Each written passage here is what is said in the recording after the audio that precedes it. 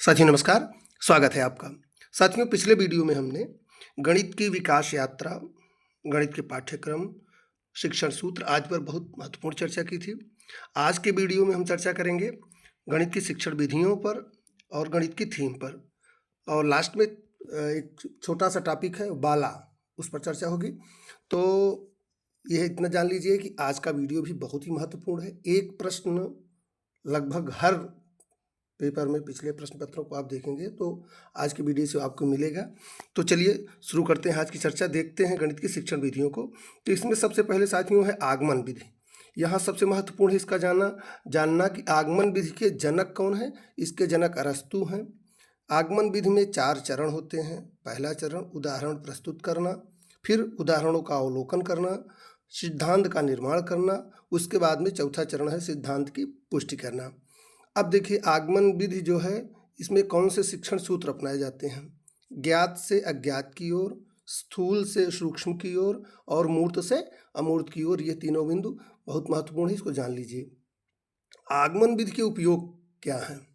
पहला बिंदु देखिए, आयत के क्षेत्रफल व परिमाप को ज्ञात करने हेतु।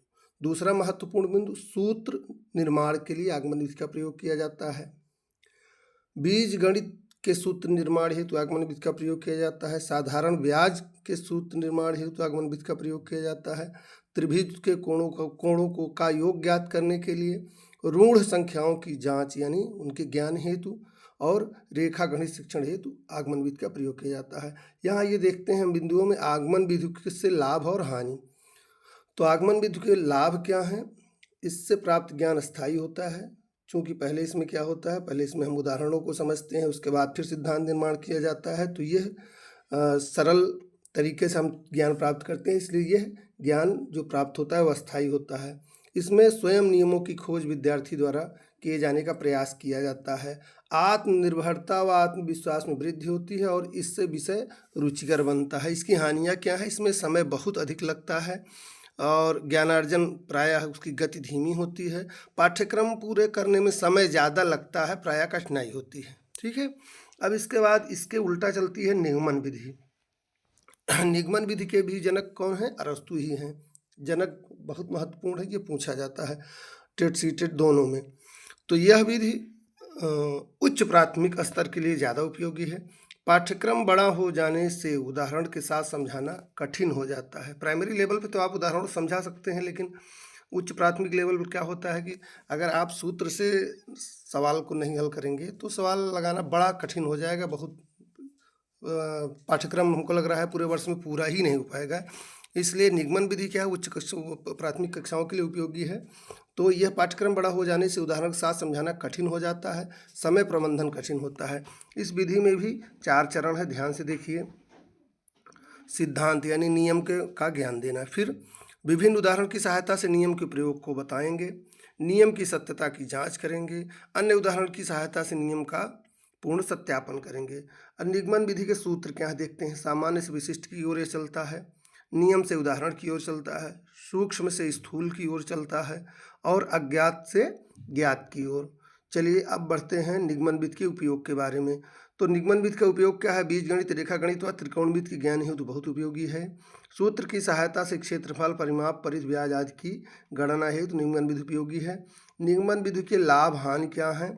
इसमें देखिए, लाभ में समय की बचत और स्मरण शक्ति का विकास। हानि क्या है, प्राथमिक स्तर पर उपयोगी नहीं है, गणित की संपूर्ण विषय वस्तु इस विधि से नहीं पढ़ाई जा सकती। आइए साथियों बात करते हैं विश्लेषण विधि की। विश्लेषण विधि में 3 चरण हैं, समस्या की प्रस्तुति, समस्या की अनुभूति और समस्या का विश्लेषण। इस विधि में किसी समस्या को छोटे छोटे भागों में बांटकर हल करते हैं। इस विधि का सूत्र भी अज्ञात से ज्ञात की ओर है। ठीक है।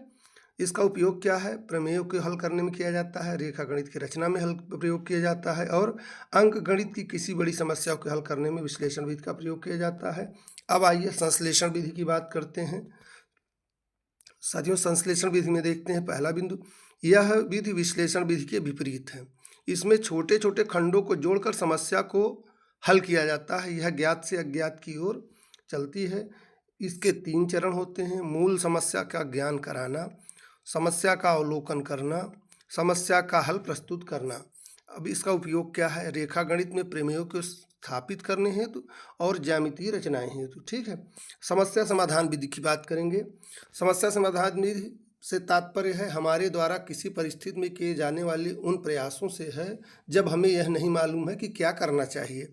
इसमें अध्यापक बच्चों के सामने समस्या को रखता है।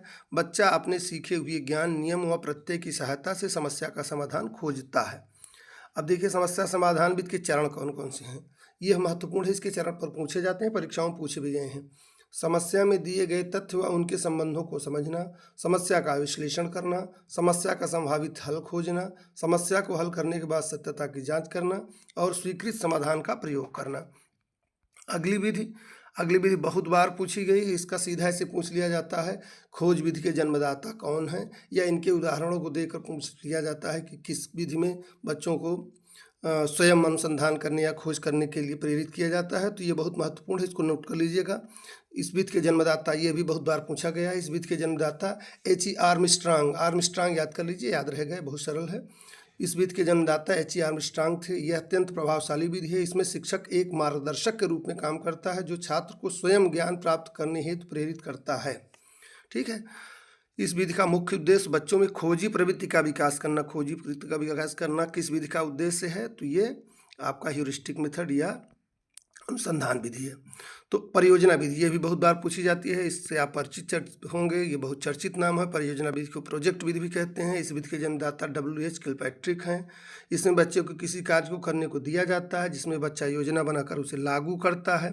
इस विधि का उद्देश्य बच्चों में कौशल का विकास करना और समूह में कार्य करने के हेतु प्रेरित करना है। साथियों, बात करेंगे गणित की थीम की। गणित की थीम से प्रश्न बनते हैं, सीटेट में बहुत बनते हैं। इसमें देखिए जो संख्याएं, जैसे गणित की पहली थीम है संख्याएं। अब इसके बाद देखिए संख्याओं के बाद जो हम बिंदुओं में लिखे हैं, ये क्या है? इस थीम के अंतर्गत जो ये बिंदु हैं, ये गणित की उप थीम है। तो संख्याएं में क्या है? उप थीम क्या है? संख्याएं जानना, पूर्ण संख्याओं को जानना, भिन्न, पूर्णांक, लासा मासा, ऋणात्मक संख्याएं आदि। ठीक है। ये देखिए नोट लिखा है जो, इस शीर्षक के अंतर्गत जिन बिंदुओं का अध्ययन कराएंगे वह उप थीम कहलाएंगे। जैसे अब मापन के अंतर्गत कौन कौन सी उप थीम है? लंबाई, वजन, समय, पैसा और धारिता। ज्यामिति थीम के अंतर्गत आकृतियों को समझना, जैसे त्रिभुज, चतुर्भुज, वृत्त, घन, घनाभ, बेलन, शंकु आदि। फिर पैटर्न, संख्याओं और आकृतियों में पैटर्न की पहचान करना। डाटा हैंडलिंग के अंतर्गत कौन कौन सी उप थीम है? डाटा का समझना और प्रस्तुत करना। ठीक है।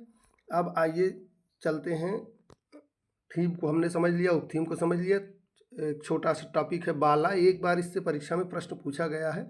इससे साथियों पूछा जाता है बाला का पूर्ण नाम क्या है। तो इसका सबसे महत्वपूर्ण यही है आपको जानना कि बिल्डिंग एज लर्निंग एड। ये एकदम याद कर लीजिए, एक प्रश्न आपका इससे बन सकता है, बिल्डिंग एज लर्निंग एड, यही इसका फुल फॉर्म पूछता है।